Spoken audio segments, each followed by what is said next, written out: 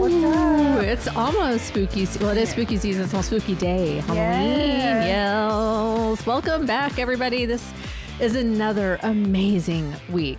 Thank goodness, right? Of Case Files with Kat. And Ashley. So glad to be back. Yes. It seems like forever. Forever. What have you been up to? I don't even know. Galas. Oh my gosh, does it feel like every weekend? Every single week. We were at every a gala. weekend. Yes, that is what it's been like, and it has been crazy. So I'm gonna kind of get through the story. It's a big one. Okay. All right. So, but I do want to start off by saying thanks to everybody for your patience these past couple of weeks, as we have not been here. Yes. We have been woefully absent in your podcast feeds, and we apologize. But I was inundated with fundraisers. Yes. Trying to fundraise for my job and trying not to lose my job. Trying to not do that. So if you would like to help me keep my job, dear listener, just kidding, I think, maybe. Or if you would like to help Domestic Violence and Sexual Assault Services Agency, we would love your support. BayAreaTurningPoint.org. Please support. We didn't raise as much money as we had hoped to at the gala. That was such a fun gala, too. Thank you. Thank you. It was a lot of fun, but people just did not give any money. And that broke my heart. So anyway, I never ask for things on this platform, so I'm asking for that. I'm putting a pitch, and we have this platform. I never ask. So we ask for people to, if you see something, say something. So I'm seeing that we are woefully low on our fundraising Many goal. of our listeners have used the service as they have messaged us before. So well, if you are a listener and you are able to, I would really appreciate it, because that would be like helping me keep my job. That was this my year. part, that other listeners would appreciate it because they have used Yes. the services. Yes. So thank you. Please. That's it. That's my pitch. Happy Halloween. Oh, right. It's almost Halloween. We're going to have a much more exciting episode next week. Have we recorded since your birthday? No. Kat had a birthday. I'm 48. Which I just can't believe. Have you seen the gray hair? I just... I feel like I'm looking older and older all the time. But yeah, I'm 48. God, another year. Had the best birthday at the Chambers Black and White Masquerade Ball. I felt like that was just the best birthday ever. And then it went right into the 80s prom, and the weekend before I had a gala. It's a lot. It's a lot. Anyway, now it's on to end of year. Here we go. Okay. I'm just going to get into my story. All right, go on. Is that okay? Yeah. All right. Hold on. Let me take a drink. We've only been talking for 25 minutes. 3 minutes, 44 seconds. Okay. So I love you so much. Okay. So my story tonight is one that has really got me thinking. And I said this before we just started recording. So it's a solved case. Okay. But is it? Is it? I'm going to be really interested to hear what you think, Ashley, because I'm not going to, as I tell it, I told you I even got my kiddo this morning. She goes like, so what are you talking about tonight? And so I started just telling her the story. She's like, oh yeah, that's not how it happened, And so it's funny to hear. It's like, you took a forensics class, what do you think happened? Anyway. Huh? That I want to take a I want to learn about blood spatter and can't believe they let kids take it, but I can't. I know. Damn it. Did I tell you she walked in on that first day of that mini course? This is when she was in 4th grade. She walked in on this mini course, and there was like a dead quotations teacher on the desk. It's so fun. So she walked in. They didn't do anything like that when I was a kid. She walked into a crime scene. That's so badass. That is. That's really cool. That's so badass. Yeah. Anyway, I thought that was really cool. Yeah. Okay. So here we go. All right. So I'm just going to start from the night of the crime and then give you some family history after that. I'm just going to give you the crime. Okay. And then I'm going to talk. Okay. So this takes place in a small, beautiful little village called Tolleshunt Darcy. I really hope I pronounced that right. In Essex, England. It's an English word. It's not Isle of Wight. I don't know if Glenn is still listening, but chime in, please.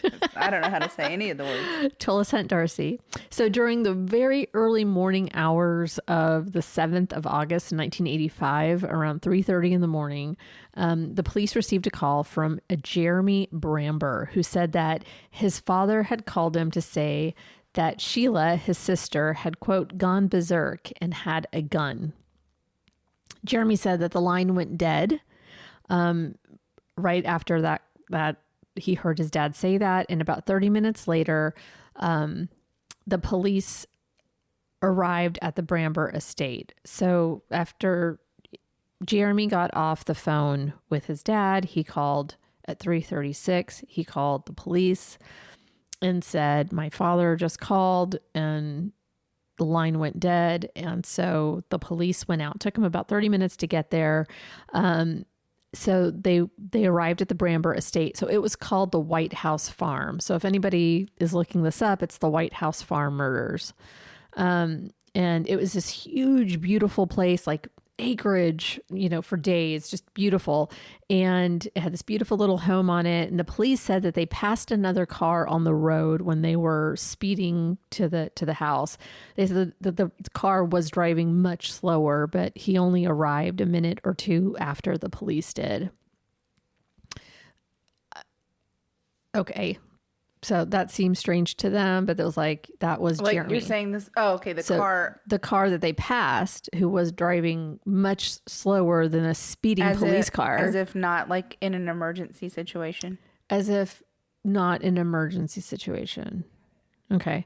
And so that was Jeremy Bamber. And so his cousin, Anne, later said that he was a really fast driver, and that seems strange to her.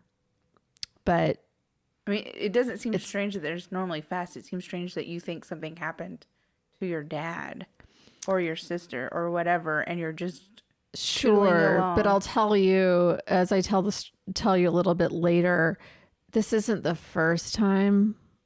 That's not like you would hear it told later that this is not out of line for this to have happened. Oh, okay.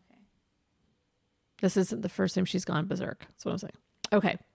So Bamber urged the officers to go see, because they weren't going to let him into the house. They said that there was someone with a gun, right? So they said, you got to go in. You got to check on my family. They're all the family I got, he said. Probably not like that. He probably said it. They're all the family I've got. Probably really nice like that. I'm not going to do that the whole episode. When I was reading things, I was reading, the court case, and I was reading it in an English accent. You should just tell it. Just go for it. No, that'd be so bad. Okay. So, but they refused to enter the house. So this is a little small village, and knowing that there was someone in the house with a gun, that was unstable. The police were not going to go inside the house without their backup. So the police and Jeremy waited outside for the tactical firearms unit to arrive. They arrived around 5, but they opted to wait for daylight before attempting to enter the house. I don't know why. So police found that all doors and windows were securely closed except for the main bedroom window on the first floor. 2 of the officers said that they thought they saw a woman in a window. One saw a woman in a window and one saw a woman in the kitchen while they were waiting outside. The officer that said that he saw a woman in the window said, oh, it was just the reflection of the light. But then another officer was like, no, he said he thought he saw a woman in the window and I saw a woman in the kitchen. So there's differing stories there. And then the recounting of their stories changed over time. So they used, at this point, they were using the bullhorn, Sheila, come out, coming out. They spent 2 hours doing this, but the only sound that they would hear is the dog inside barking. While they were outside, the police questioned Jeremy. He seemed calm for the moment. There were some other reports that said he did seem distraught, but some other officers said that he seemed pretty calm. This is from the judgment from the Court of Appeals. So one of his later appeals. He says, Jeremy told the officers about the telephone call from his father, adding that it sounded as though someone had cut him off. When asked if it was possible that his sister was inside with a gun, he said yes. He told the police that he did not get on with her. He asked if it was likely that his sister had gone berserk with the gun, and he replied, I don't really know. She's a nutter. She's been having treatment. Nutter. When asked why his father had called him and not the police, he said that his father was not the sort of person to get organizations involved, preferring to keep things within the family, which was very true. When asked why he had not dialed 999, Jeremy said that he did not think it would make any difference to the time it would have taken for the police to arrive. Having walked to the house from the driveway to the White House farm, there was further conversation. Jeremy told the police that Sheila Caffel, his sister, could use a gun. He said that they had gone target shooting together and she had used all the guns in the house before. I mean, they were on a farm. In the light of what they were told, the uniformed officers requested armed assistance before any attempt to search the house was made. Jeremy dictated a list of the firearms kept in the house. He told the police that he had a loaded .22 automatic rifle the previous night because they had heard rabbits outside. He said that he had left the gun on the kitchen table with a full magazine and a box of ammunition nearby. Those who saw Jeremy at the scene at the time described him as remarkably calm. At some stage during their conversations that morning, an officer and Jeremy spoke about motor cars. Jeremy said that he would be hoping to be able to get a Porsche sometime that year. They were kind of wealthy, you know. Okay, so no noises other than the dog. Okay. The dog doesn't die, does it? No. I wouldn't even tell that part. I know how you feel. We know that there are guns in the house and that everyone, including Sheila, knows how to use them. We also know that Sheila had been getting some kind of help for her mental health issues, but we don't know who's inside the house. So inside the house at this point is Sheila Caffel, the sister, Neville and June Bamber, the parents, and Sheila's 6-year-old twin boys, Nicholas and Daniel Caffel. Those are the people inside the house right now. Okay. The police asked Jeremy to wait inside the back of a patrol car. So they put him in the back of a patrol car while they went into the house. So this is at about 7:45 in the morning. Armed officers entered the farm. They found all 5 occupants dead from gunshot wounds. Mr. Bamber lay dead in the kitchen with shots in the head, shoulder, and arm. He was slumped over a coal scuttle. I don't know what that is. And with his brains spilled out. He looked like he had been in a fight. So there were some bruises, some marks, or that he put up a fight anyway. Yeah. His wife, June, was found with a bullet that had been fired between her eyes and 6 more through her head, neck, chest, and limbs. And she was in her bedroom. I will say that it looked as though Dad had been shot upstairs and had come down. Okay. The phone was found off the hook. And the final kill shot was in the kitchen. So it was like he was trying to call for help. Right. Okay. In the twins' room, officers found the boys in bed. And this is really hard to describe. So I'm sorry if you don't want to listen to this part. Don't listen for the next 15 seconds. And this comes from the New Yorker article by Heidi Blake. And I will say, before you turn me off, I will say that this article has changed the landscape of this case. So I'm going to be mentioning it quite a few times. It's called "Did the UK's Most Infamous Family Massacre End in a Wrongful Conviction" by Heidi Blake. So I am going to mention it quite a bit. So it kind of gives you an idea of where this is going. Okay. So this is from her article. Daniel was curled on his side with his thumb in his mouth. Nicholas lay on his back, the covers pulled up to his chin. 5 bullets had been fired through the back of Daniel's head. Nicholas had been shot 3 times in the face. So they were for sure sleeping. And that's the only solace I can give anybody. They were sleeping. It just seems so excessive. So, like yes. 5 times and 3, like, I don't know. Yeah. Yeah. Sheila Caffel was found lying on the floor of the same room as her mother. On her chest and pointing up at her neck was the gun that was used to kill the family and Sheila. She had 2 shots in her neck. Beside her was a blood-stained Bible that was open to Psalm 51 through 55, and the line, "Save me from blood guiltiness," was underscored with a streak of red. Now, I don't know the Bible. So at all. So I had to go and pull this up and read what Psalm 54 through 55, 51 through 55 said. So, looked it up. Psalm 51, am I even saying that right? Is a well-known expression of repentance, while Psalm 55 is about David's plea for God's help during a time of persecution. Okay, so in Psalm 51, David confesses his sins, including adultery, deception, and murder, and asks for God's forgiveness. He asks God to wash away his iniquities, cleanse him from his sin, and make him as white as snow. David promises to praise God if he is forgiven. So if you walked into this house and you saw the layout of this, your immediate conclusion might be, and it was for some of the police officers and the like the coroner person, I can't think of his name, I'll think of it in a second, was that Sheila killed everyone and then herself. There were 25 shotgun shells were recovered from the scene. So all shotgun shells were recovered. This was the crime of the century, rocked the community. It became national news in no time. The only thing is, a month later, a man was arrested for all 5 family members' deaths. Who was that man? Jeremy Bamber.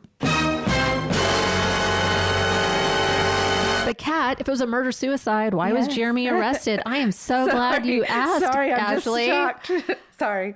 Let's go back in time. I was just trying to figure how we got to him being... I know. It's like, sorry, I didn't ask. Gotta go back in time. Was that good enough, Jason? I don't know. I'm doing back in time. All right. Okay. So we're going to talk about the family history, because I said, this is really important, actually. When we talk about the history of a serial killer or whatever, right? Like it matters. And so this actually does, it matters to the story a whole lot.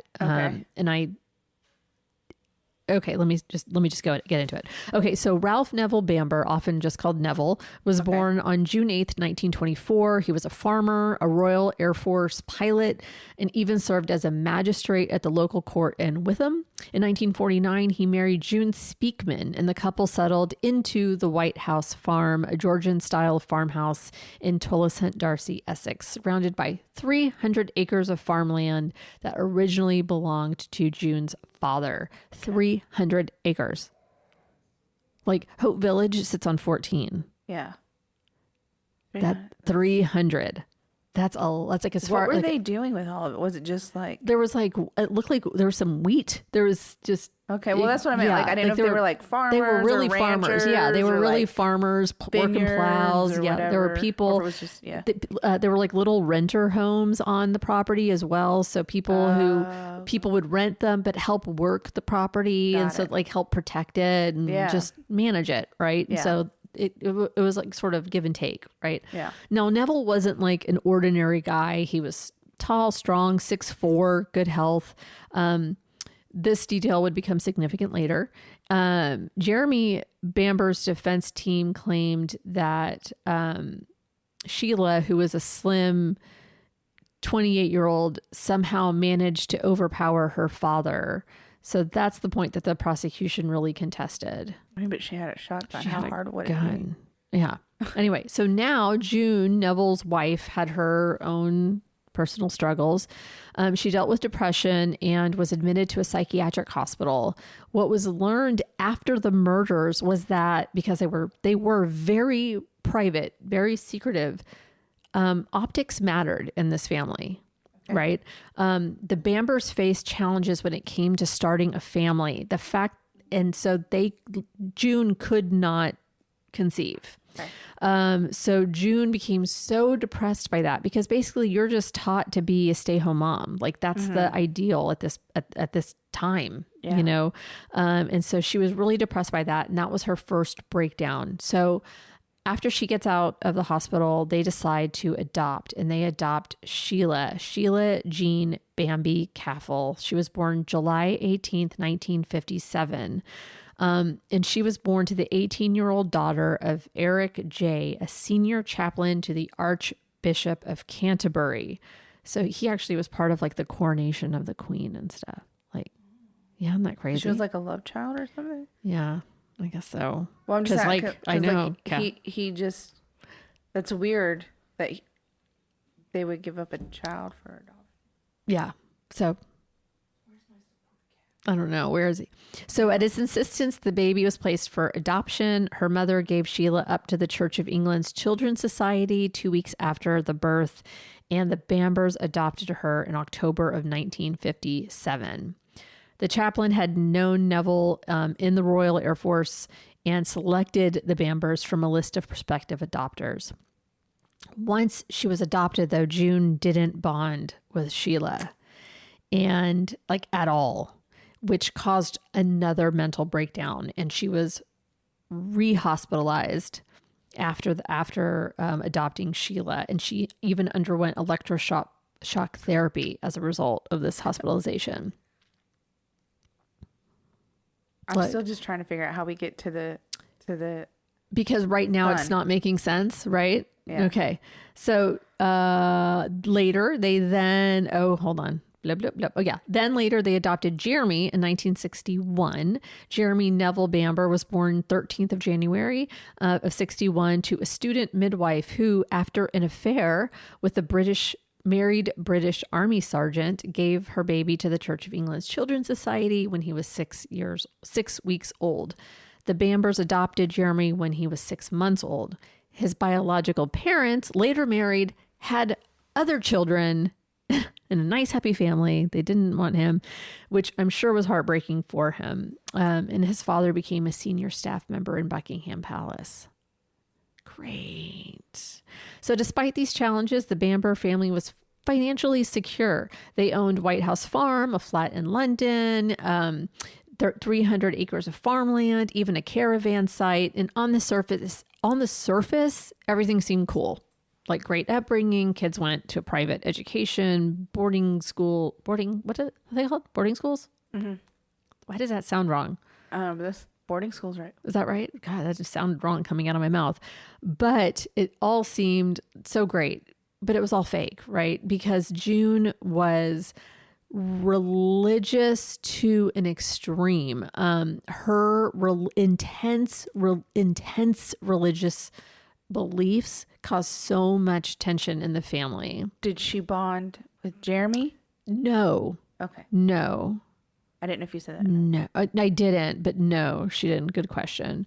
She was known to push her religious views on her children. Her children were very different, and then eventually her grandchildren, and it didn't sit well with Sheila, who always felt like June disapproved of her. She wasn't wrong. So in 1974, after she moved to London to pursue modeling when she was 17, because she was beautiful, Sheila discovered she was pregnant by Colin and Caffel. She and Colin were dating, and she really loved him, and it was really, really fun. The Bambers were furious, and they arranged for an abortion, which caused a huge rift in the relationship. That was even bigger. It made an even bigger rift in the relationship between mother and daughter. Right. June found. Just days after the abortion, June found Sheila and Colin sunbathing naked on the farm in the field. whatever.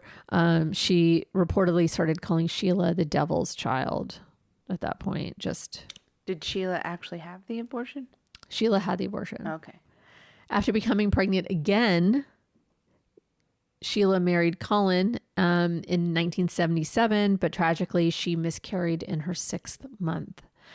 To help her recover, the Bambers bought the couple a garden flat in Hampstead, and Sheila suffered another miscarriage. But in 1979, after 4 months of bed rest in the hospital, she finally gave birth to 2 boys, Daniel and Nicholas. So that's a lot of pregnancies, really back to back. She was very fertile. However, just before the twins were born, Colin had apparently started having an affair and left Sheila right after the babies were born. He was awesome. You know what? I'm not going to even say that. That relationship was volatile. And he said that it was close to violent on both sides. He said later there were times they probably could have killed each other.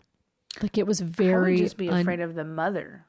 Just how she comes off. Right? She was cray. So, in one particularly upsetting incident, Colin left her 21st birthday party, Sheila's 21st birthday party, with another woman.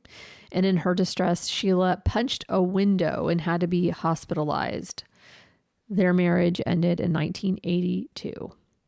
So around this time, Sheila became close with a group of young women who affectionately called her Bambi, and they later shared reports that Sheila often confided in them about her strained relationship with June.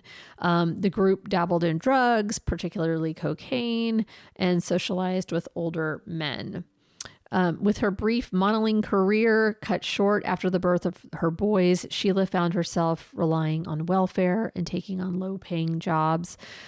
She was doing all kinds of things. She was even like being a cleaning lady, but would get fired because she would just show up looking like a wreck, just not, you can't clean a place looking like this, Yeah. She also participated in a nude photo shoot, which she later really regretted. But she was just looking to get money. Sheila's mental health continued to spiral downward. It's really sad because she just wasn't getting the help from the people in her life who should have been helping her, you know, rather than chastising her, calling her the devil's child. They were, they should have been trying to get her some help. She started exhibiting really disturbing behaviors like banging her head against walls. In 1983, her family doctor referred her to Hugh Ferguson, the same psychiatrist who had treated her mother. Ferguson found Sheila in a paranoid, agitated, and psychotic state, and so she was admitted into St. Andrew's Hospital, a private psychiatric facility. Initially, Dr. Ferguson diagnosed her with a schizoaffective disorder. But after her discharge in September of 83, he revised his diagnosis to schizophrenia and began treating her with a trifluoperazine, an antipsychotic drug. So she's getting some help, but I don't know if it was the right help. What? I just don't feel he was very successful treating the mother. So, how is he successfully treating?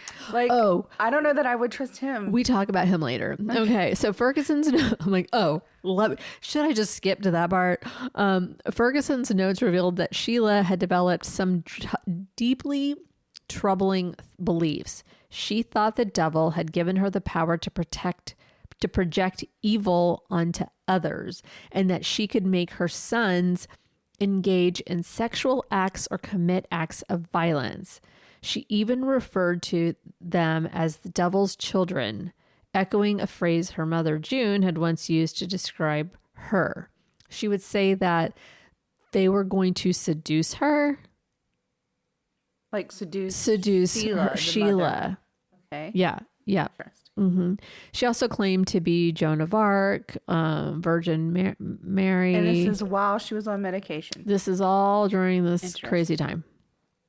She claimed to be a white witch, that men were black, not like black skin, just black. Just dark, bad like energy. Shadowy? Like bad. Okay. Bad. Okay. And like that she would just say these things, you know, like I'm Joan of Arc, men are black.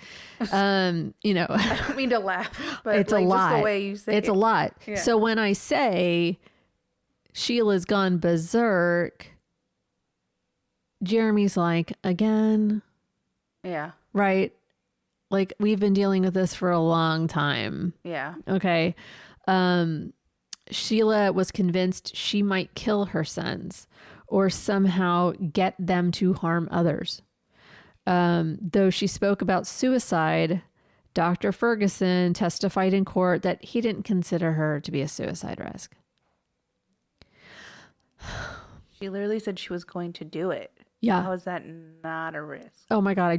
Can I just skip to that other part? Because seriously, oh my God. I mean, it's your story. You skip to it. I just don't understand how if someone literally says, I want to kill myself, how that's not a risk. Or I might kill my sons. Yeah, or that. Yeah, I forgot about the kids. But yeah. And then I don't understand how she died and her sons died and someone else is blamed for it. That's what I'm saying. Okay, I'm glad you're with me. In March of 1985, just 5 months before the murders, Sheila experienced another psychotic episode, believing she was in direct communication with God and that certain people, including her boyfriend, were out to harm or kill her. She was readmitted into St. Andrews and stayed for 4 weeks. After her release, she was treated as an outpatient, receiving monthly injections of haloperidol, an antipsychotic with a sedative effect. Around this time, the twins began living mostly with their father, Colin, in Kilburn. Jeremy later claimed that during dinner the night before the murders, the family had casually discussed putting the boys in foster care during the day.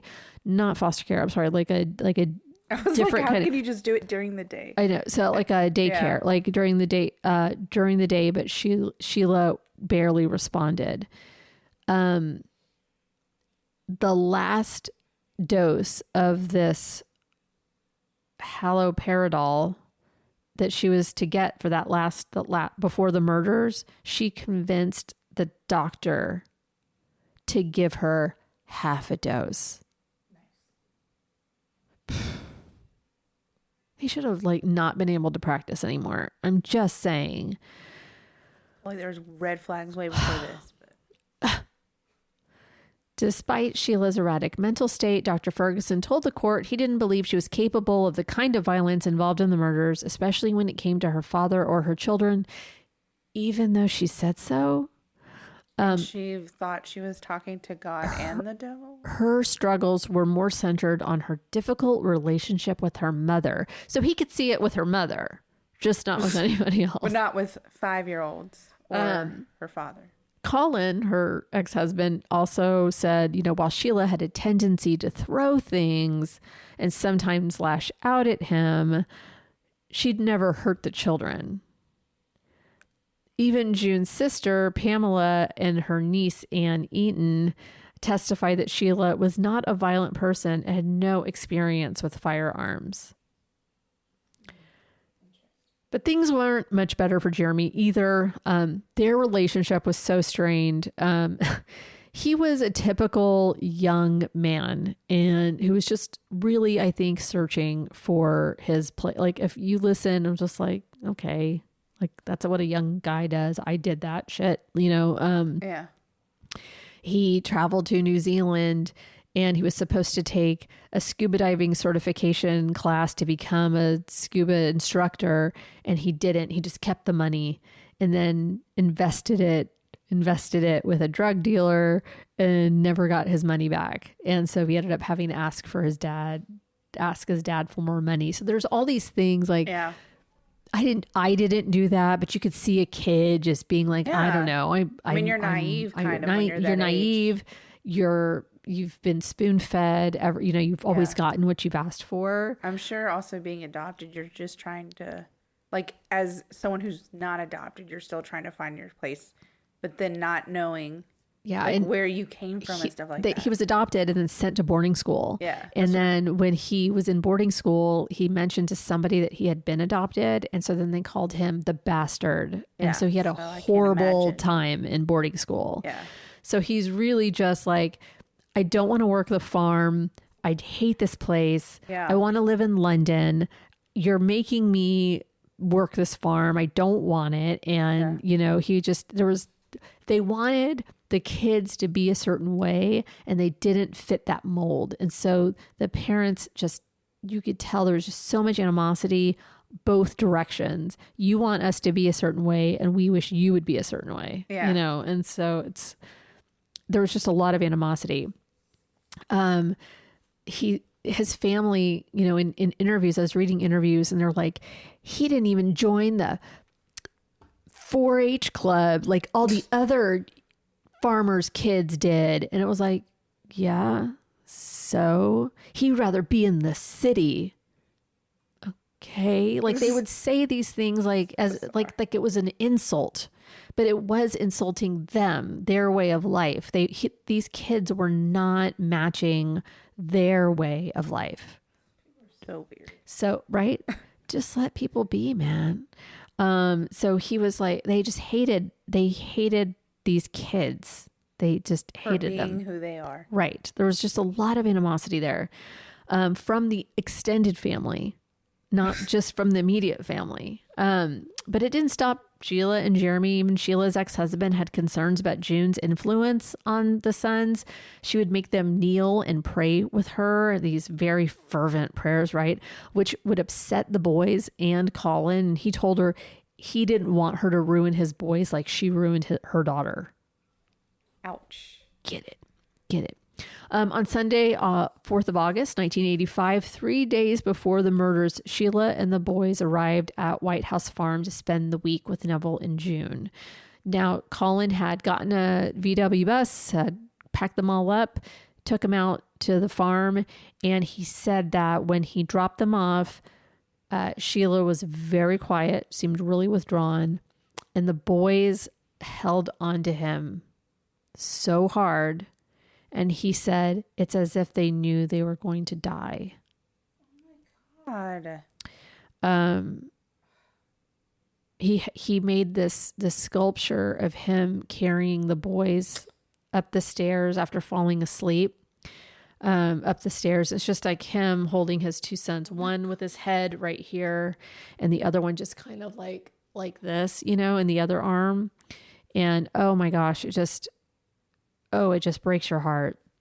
I don't want to hear any more about your story. Okay.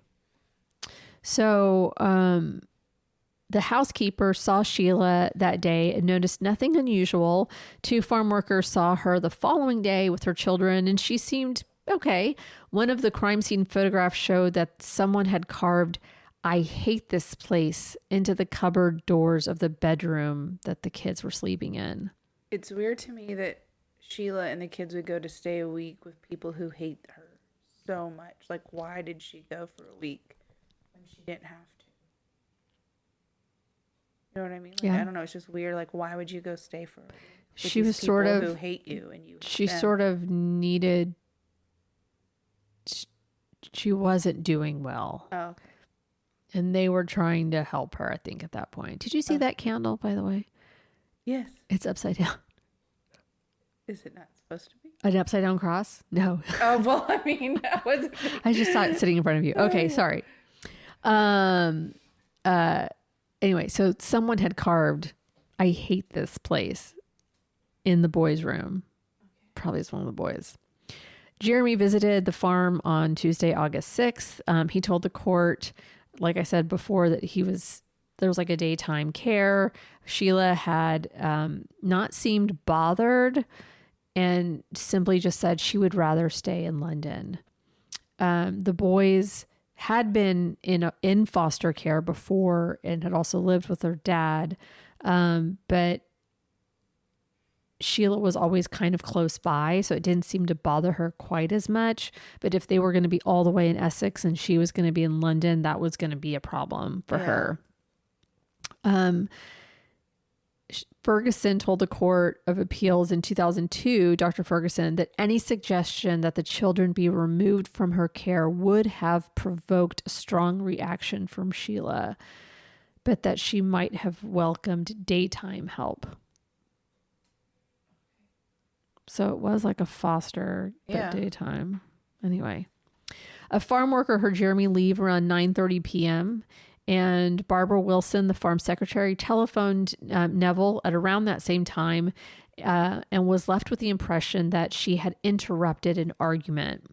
She said Neville was short with her, and she seemed to hang up in irritation, something that he had never done before. So she felt like something was wrong. Yeah. He was, by all accounts, an even-tempered man. He had even asked her, if something happens to me, will you look after the farm? June's sister telephoned around 10 p.m. and she spoke to Sheila, who just seemed really quiet, and then to June, who seemed normal. So now we're back to the night of the murders. Okay. All right. Okay, so the police find this horrible scene. They go out to speak with Jeremy, who's been waiting in the police car by himself. And they knock on the window, and a police officer says, "I'm really sorry, Jeremy. We've found everyone dead." Jeremy closed his eyes, started to cry. Another officer got into the car next to him, and Jeremy said, "You said everything would be all right." And the officer said, "I know. We like to think things will work out."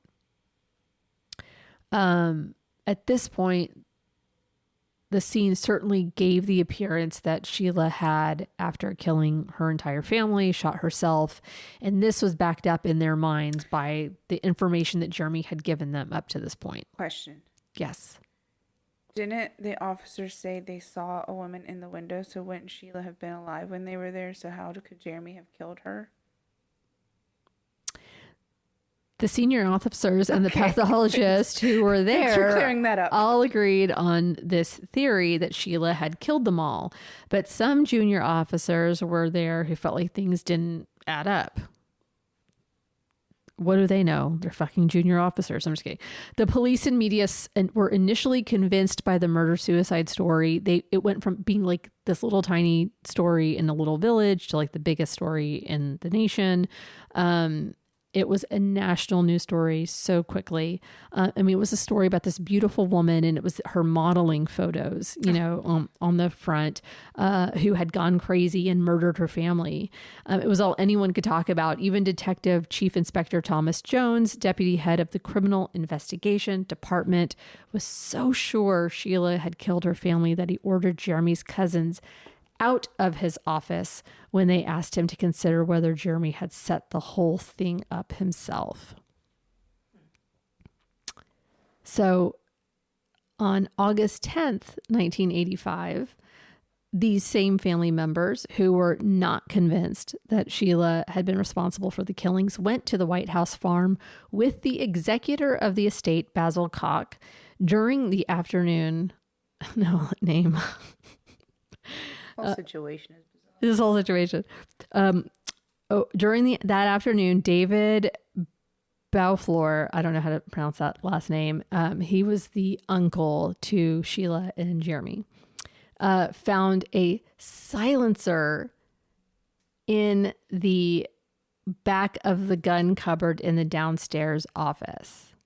His father, his sister, Ann Eaton, the executor, and were they cousins? I think they were cousins. The executor and the farm secretary all witnessed the recovery. But if it was in the cupboard, what does it matter? I'm so confused on what that has to do with anything. Wasn't it just in the cupboard? The silencer was taken. I wish I could just answer your questions. It just doesn't make sense to me. The silencer was taken to Ann Eaton's address for safekeeping after they all touched it. Okay, great. And that evening, members of the family examined it, because that's what you do. They noticed that the gun of the surface had been damaged, and there appeared to be red paint and blood on it. The silencer was packaged up after everyone touched it, and the police were informed of the discovery. It wasn't collected until August 12th, and they'd noticed a gray hair on it about an inch long attached to it. But by the time the silencer had been delivered to forensics, the hair had been lost. Oh, imagine that. But there's some history, and so I'm just going to sum it up with this. The financial ties and inheritance issues within this immediate and extended family provided a motive and added a layer of complexity to this case. So it wasn't just Jeremy who benefited. See, with the entire Bamber family, but Jeremy dead, Jeremy stood to inherit a £500,000 estate. So that would be like $1.8 million in 1985. But the parents' estate included land and buildings occupied by Jeremy's cousins, who were made aware after the murders that he intended to sell the land because he didn't want it. He wanted to sell it and he wanted to go to London. It was one of those cousins who found the silencer in the gun cupboard with the flecks of blood and red paint that proved pivotal for the prosecution. Because of Jeremy's conviction, the estate instead passed to the cousins. What a shocking twist. One moved into the White House farm where all the murders happened. She moved in like la-di-da. She loved it. Loves it there. Feels their presence. While the other cousins got full ownership of the caravan site and the other buildings. So this conflict became a bone of contention for everybody, obviously, as did the apparent failure of the police to search and secure the crime scene. All right. This comes from Wikipedia. The investigation was poorly conducted. The murder scene was not secured or searched thoroughly, and evidence was not recorded or preserved. Within a couple of days, the police had burned the bloodstained bedding and carpets, apparently to spare Jeremy's feelings. The scenes of crime officer moved the murder weapon without wearing gloves, and it was not examined for fingerprints until weeks later. 3 days after the killings, Bamber and the extended family were given back keys to the house. Police did not find the silencer in the cupboard. One of Jeremy's cousins found it on the 10th of August with what appeared to be flecks of red paint and blood and took it to another of the cousins' homes. It took the police a further 3 days to collect it. A few days after that, the cousins found a scratch on the red mantelpiece that the prosecution said was caused by the silencer during the struggle for the gun. That accounted for the fleck of the red paint. The Bible found near Sheila was not examined at all. Journalist David Conant writes that a hacksaw blade that might have been used to gain entry to the house lay in the garden for months. Officers did not take contemporaneous notes. Those who had dealt with Jeremy wrote down their statements weeks later. The bodies were released days after the murders, and 3 of them, Neville, June, and Sheila, were cremated. Jeremy's clothes were not examined until 1 month later. 10 years later, all blood samples were destroyed. You know what they needed? The cold case crackers. I mean, how did this case even go? I just don't understand. How did it happen? I just think it's so weird that they didn't suspect that it could have possibly have been the cousins finding all the random evidence that committed the crime. I mean, or Sheila just fucking did it. Yeah. That is like that too. But like, it's just so weird that these people who inherit everything just happen to be finding all of the evidence randomly. And then touching it and touching it and touching it. How is it even admissible? And then losing some of it. Yeah. How is it even admissible? How is this case even allowed to continue to go? Ugh. I mean, based on other stories we've had, I mean, it's really not surprising. So you can tell that these cousins were on a mission though, right? They were sure Sheila had not done this. They didn't want Sheila to have done this because that means that Jeremy would have gotten everything. They watched Jeremy, as he said, how much he loved his parents and what a great relationship they had. He was lying through his teeth. They knew none of this was true. They were fuming at the funeral when Jeremy was sobbing while he walked behind the casket with his girlfriend, Julie Mugford. His legs seemed to buckle as he cried, and he was really sobbing. And he had to be held up by Julie.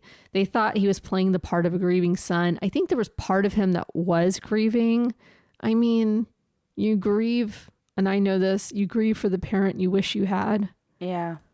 Or maybe you grieve for those few good moments that you can remember, or you grieve for just, maybe you could have made things better.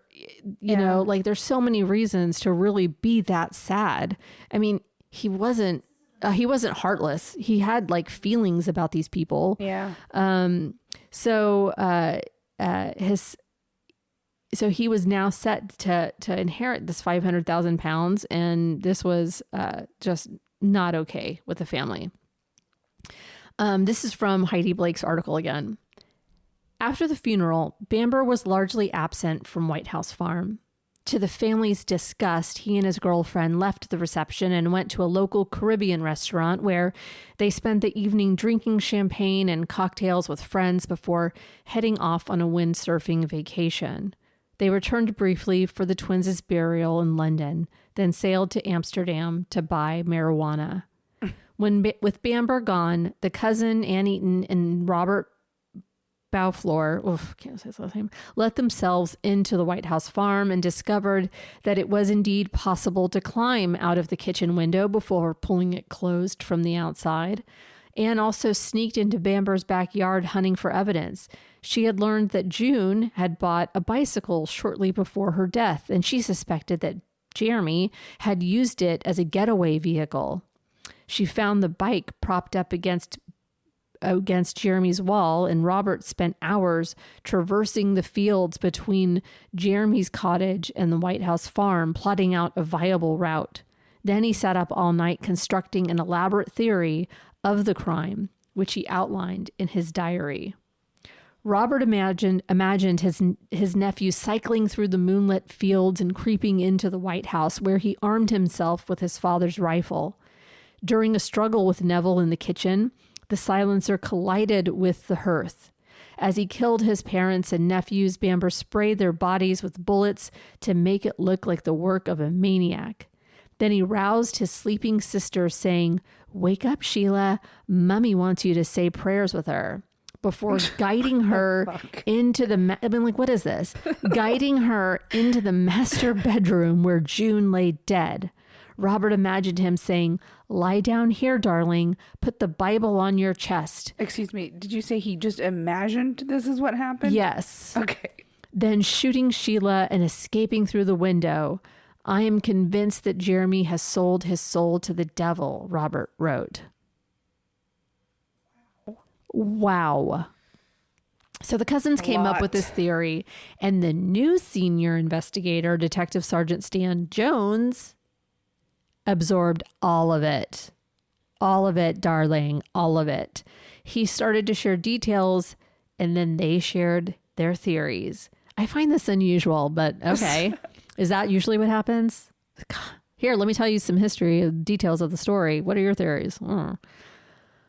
While they did all this, trying to find a way to arrest Jeremy, something happened that they did not expect. On September 7th, a month after the murders, Julie Mugford changed her statement to police, now alleging that Jeremy had been planning to kill his family. As a result of her second statement, he was arrested the following day. So, Jeremy Bamber and Julie Mugford began dating in 1983. Julie was 19, studying for an education degree at Goldsmiths College in London, and they met while working at Sloppy Joe's, a pizzeria, where Julie had a holiday job and Jeremy worked evenings behind the bar. But as it turns out, they were like, it was really all about drugs and sex and having a good time. That was the kind of relationship they had, Julie admitted to a few dishonest actions, though. In 1985, she was cautioned for using a friend's stolen checkbook to buy goods worth about £700, but both she and her friend repaid the money. She also confessed that earlier that year that she had helped Jeremy steal nearly £1,000 from the office of the caravan site that his family owned. Jeremy had staged the break-in to make it look like strangers had done it. They knew it was him, though. I still don't understand how they saw a woman in two different parts of the house walking around. Initially, Julie was really supportive of Jeremy after the murders because she was right there with him at the funerals.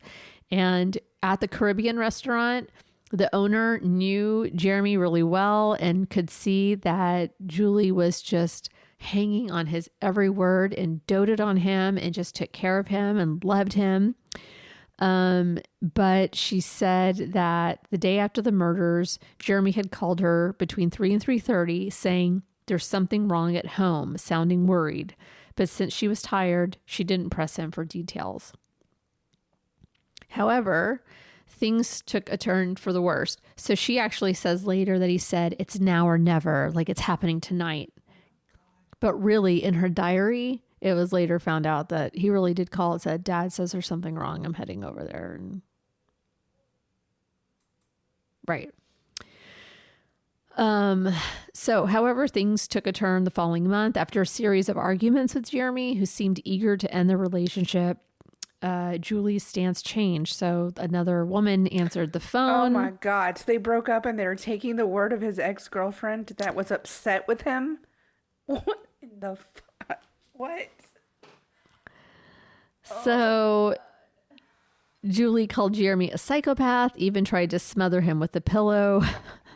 And this is who they're taking the word of? Then on September 4th, another woman called Jeremy while Julie was with him. And she said, that's it, I'm done. And she went to the police with this story. Was it Julie? Did she do the murders? Was that who they saw? Right. Sneaking in and just to frame him. So in the second statement, she revealed that between July and October of 84, Jeremy had expressed a desire to, quote, get rid of them all. He spoke poorly of his old father and mad mother, claiming they were trying to control his life. Julie also said Jeremy felt his sister had no future and that the twins were troubled. He resented the fact that his parents were paying for Sheila's expensive flat as well.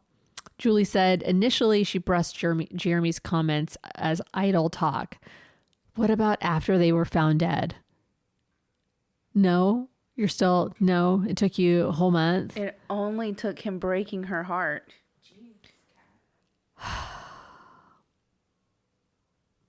Adding to the unsettling nature of all the discussions, I'm skipping a little bit. Julie said that Jeremy had once killed rats with his bare hands to see if he was capable of murder. Kidding me right now? As a result of her statement, Jeremy was arrested on September 8th, 1985. His trial lasted 18 days, opened on the 3rd of October of 1986. So the prosecution painted a pretty dark picture of Jeremy Bamber, claiming that his motive was a combination of greed and hatred. He didn't even want any of it, though, did he? He didn't want the house. He was going to sell it for money, but he didn't want the farm. He didn't want any of that. According to their case, after having dinner with his family, Jeremy left the White House farm around 10, headed home, but later that night, possibly in the early hours of August 7th, early hours, I'm sleepy. Oh, sorry. They believe he cycled back on this borrowed bike, cycled back to the farm, which he had borrowed a few days earlier, and supposedly took the back roads along the seawall so nobody would see him. So it was like a 4-mile bike ride. So nobody would see him, and he approached the house from the rear. The theory goes that Jeremy snuck into the house through a downstairs bathroom window, grabbed the rifle with a silencer attached, and headed upstairs. He allegedly shot his mother, June, while she was in bed, but she wasn't. She managed to walk a few steps before collapsing and dying. Neville, his father, was also shot in the bedroom, but somehow made it downstairs where a struggle broke out between him and Jeremy in the kitchen. Ultimately, Jeremy shot his father 4 times, twice in the temple, twice on the top of the head. The prosecution claimed that he then shot Sheila, who was in the main bedroom next to her mother, and then tragically shot the children while they slept in their beds. After the killings, Jeremy supposedly staged the scene to frame Sheila as the shooter. The prosecution argued that he realized Sheila wouldn't have been able to fire the rifle with the silencer attached. It was too long for her to reach the trigger. So he removed it and returned it to the gun cupboard. And then just biked home. I don't care how much I hate a person. I'm not biking 4 miles to do shit. To add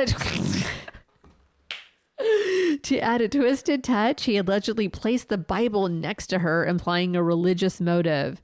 He also tampered with the kitchen phone, leaving it off the hook. Then he left the house through a kitchen window, possibly after cleaning up.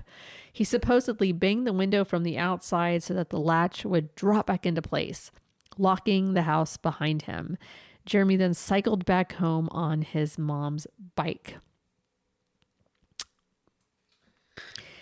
There's also this theory that he was wearing a wetsuit because he was just on that surfing trip. Nobody so he was wearing a man in a wetsuit fucking biking down the street. Biking.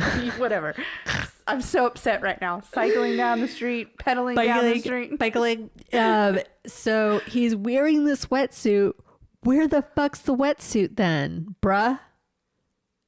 That he got into the water and rinsed off. So you could rinse it off. Okay. I just feel like also they didn't buy the phone call that his dad had called him. Why not just call 999? There was no blood on the kitchen phone, which would have been there. They also pointed out that why didn't he call 999 immediately? So they're just kind of like, they're not pulling in the history of the family at all into this. They're just kind of like, in a normal situation, all of those things would have happened.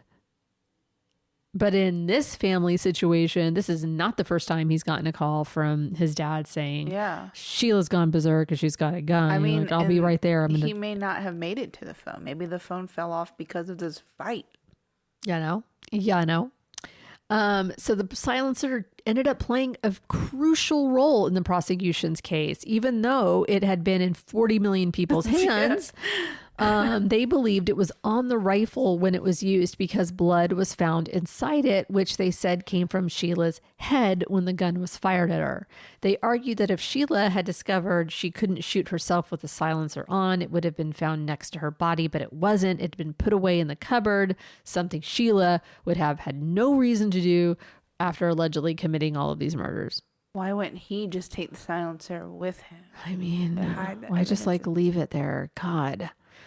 They also dismantled the idea that Sheila was the killer by pointing out several things. First, she hadn't recently expressed any suicidal thoughts. Recently. I mean, what's recent? I mean, how recent does it have to be? I mean, and like, when was the last time she... Like, within the last year? Uh-huh. Yeah, but like, when was the last time she convinced the doctor to give her half a dose? Half a dose. So like, she obviously wanted to be present for something. I'm fine. Just give me half a dose. I'm fine. I feel like she also had to have like freaked her boys out for them to be scared as fuck, clinging to their father. Expert testimony suggested she wouldn't have harmed her children or her father, expert being Dr. Ferguson.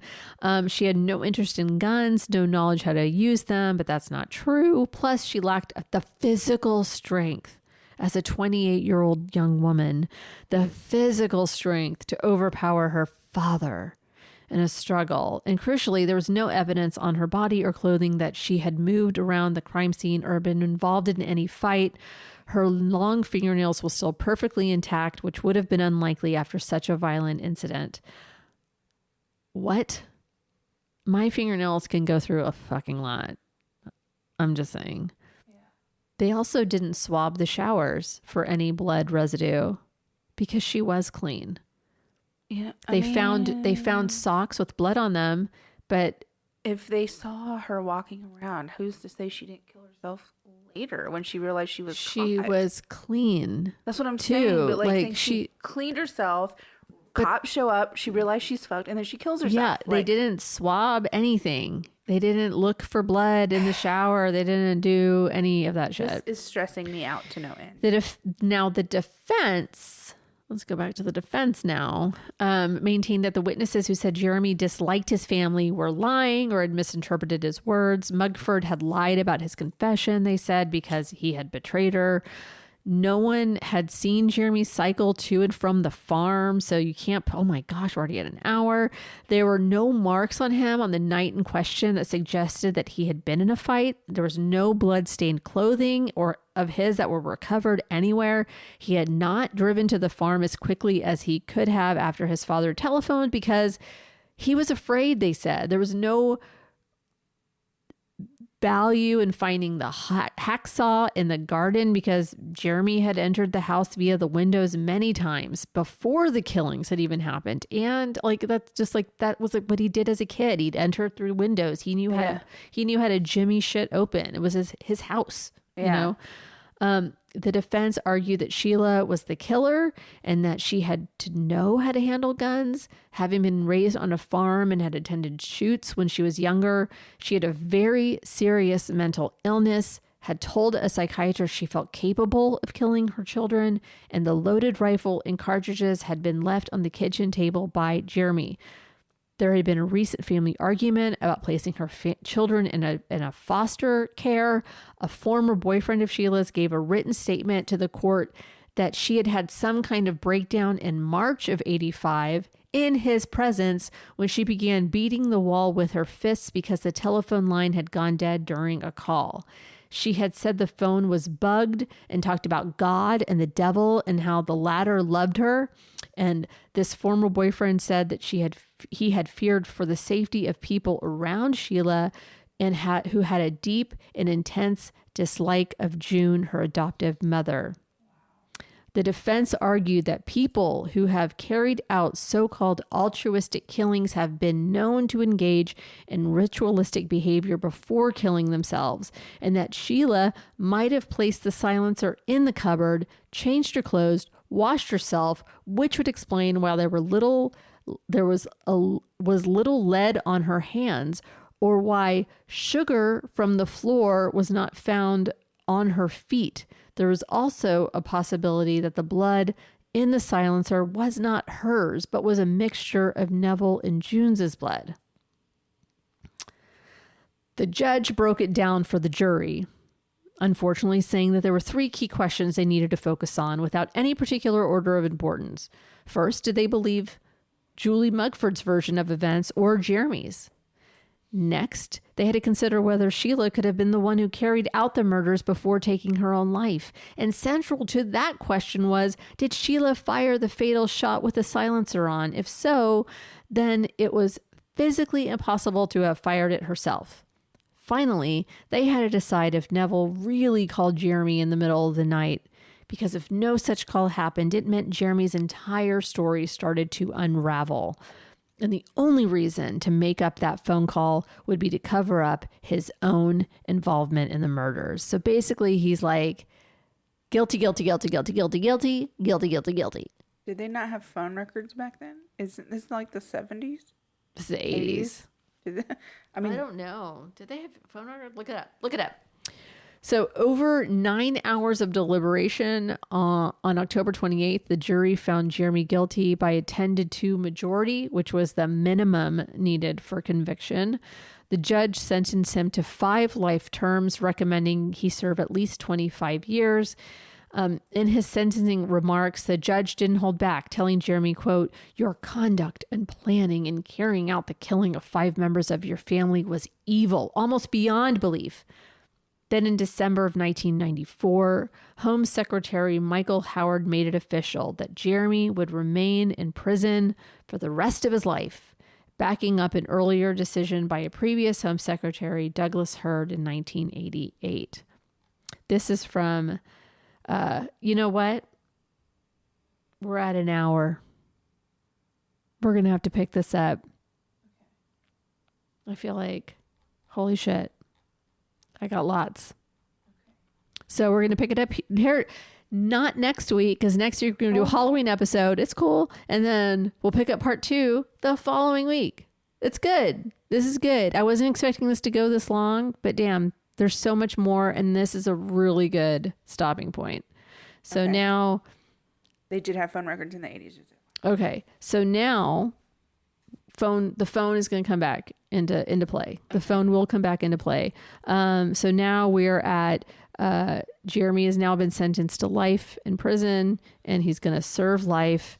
And this is 1986 when this happens. So we are, he's still in prison, just telling you. But he is, there's so much more. There's so much more that happens after this judgment. So we'll just leave it there. So the Bamber White House Farm Murders Part 1 is done. Oh man. I really sped through that too. I was trying. I was like, oh shit. That's all that time. I know I could have given you like a 2-hour, we're back after 2 weeks, but man, nah. She doesn't care about you. No, that is not true. That is not true. Yeah. So that means you got to do a story next week. No, I've got, as I was telling you, I've had so many local people tell me that they've been friends with murderers or serial killers or dated them around here. So no shortage of stories. Who do we know? Apparently a lot. I mean, that's crazy. Okay, well. If you're a serial killer and you would like to be on our show next week, just give us a holler. You could be the spotlight. We won't tell until after the interview. The interviews are done at Cat's house. No, they are not mine. Address is. Just kidding. Nope. All right. This candle is creeping me out. I know. I wonder what's going to happen. So, go ahead. She's like, do you see this candle? There's a metal skeleton inside of it. It's just burning from its head. And as it melts, it's like creating this giant hole in its head. It's creating a giant hole. It's going to melt away, and there's like a sculpture of some kind, of a cat skeleton, or the cat just like a frame. I don't know. But it looks so bizarre right now because it's just like burning a hole in its head. I'll have to take a picture for you guys. Yeah, take a picture. You should put. I'm here for the.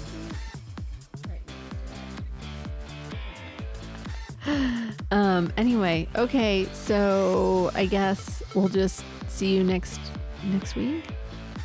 Is it Halloween next week? Oh, damn. All right, well, we'll see you next week for Halloween. All right. Bye.